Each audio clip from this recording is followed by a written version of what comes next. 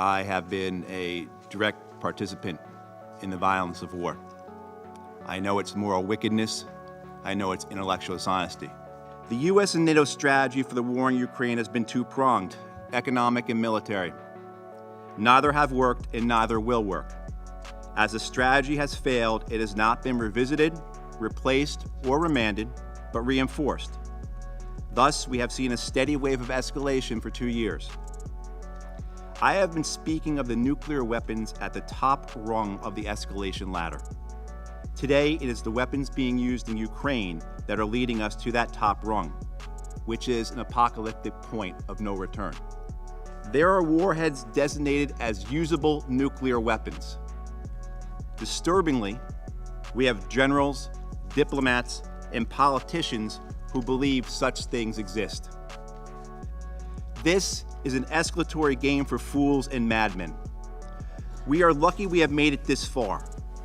Diplomacy was openly disparaged and repudiated. This was appalling diplomatic malpractice. And now, as a consequence, we sit here today as the killing, the destruction, and the suffering enter their 26th month.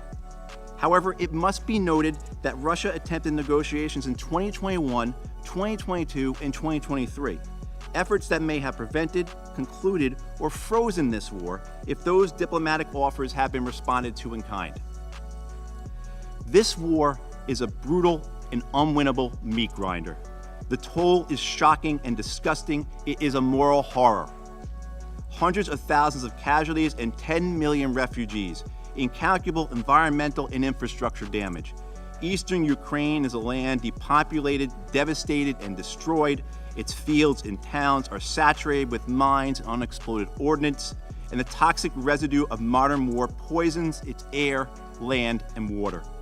Generations of unborn Ukrainians will pay for this war, either in land made uninhabitable or through mothers who give birth to dead, deformed, and disabled babies.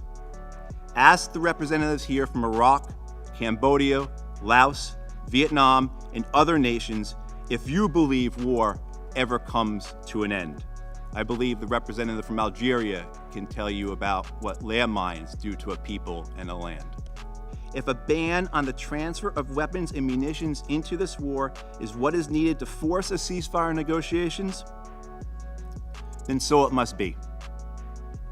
This Security Council must accept the responsibility of this moment and act to end this existential peril we face.